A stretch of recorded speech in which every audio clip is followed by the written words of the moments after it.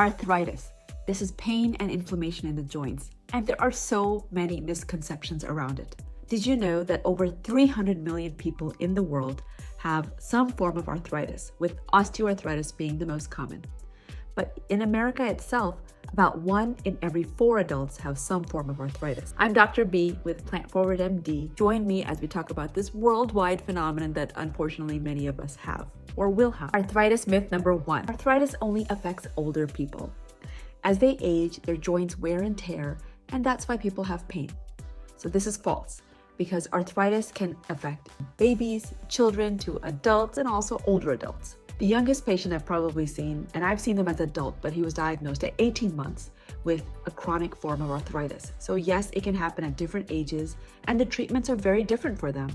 Myth number 2 is also something that I used to believe, and I was wrong, because I thought that arthritis was inevitable as you age. We're all going to get it at some point. It depends how much of it bothers us. But actually, that's not true. Yes, there is a genetic component of it. So if your parents have it, you maybe have a slightly higher risk of having it, but it doesn't mean that you will get it. Sometimes arthritis is set off because you got a virus of some kind, or you were exposed to a toxin, or it may be an environmental factor like what you're eating. Nutrition definitely has its influence on arthritis.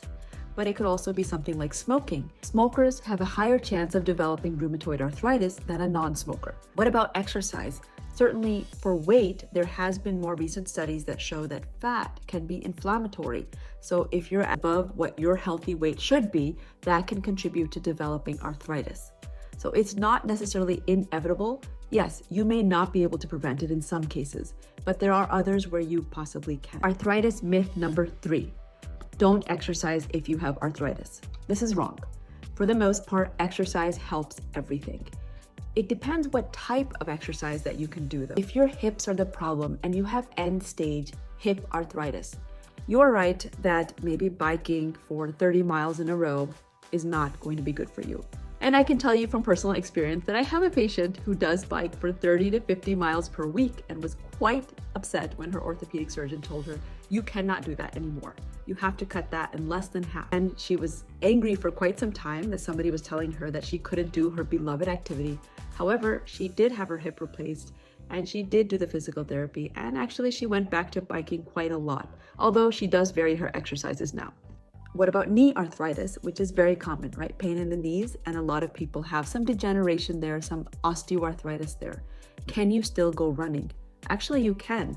And there isn't any strong studies that say you shouldn't run, and that if you do run, you're going to get knee osteoarthritis. But if you have extensive knee pain, then it may not be good to do such heavy weight loading exercises. And there are many others you can do, like quad strengthening exercises, and target different muscles that could harness your knees and keep them in place and reduce your pain. So absolutely, avoiding exercise if you have arthritis is a myth. Arthritis myth number 4. Cracking your knuckles gives you arthritis. I'm not going to do it because that may hurt your ears, but actually there is no scientific proof that cracking your knuckles will give you arthritis. However, it will irritate the person sitting next to you, so try to avoid it if you can, or at least do it in private. Arthritis myth number 5. Arthritis is not a big deal. Well, it actually is, because it is the number 1 cause of disability in the country. And not only does it hurt to have arthritis, but the economic burden is over $300 billion a year spent on arthritis and the different devices, the different treatments for it. There are many ways we can improve pain from arthritis, but unfortunately, like I said, there is no cure. We're still waiting for that, but until that day, try all the lifestyle measures that you can to improve that pain from arthritis, and if not, then use medications.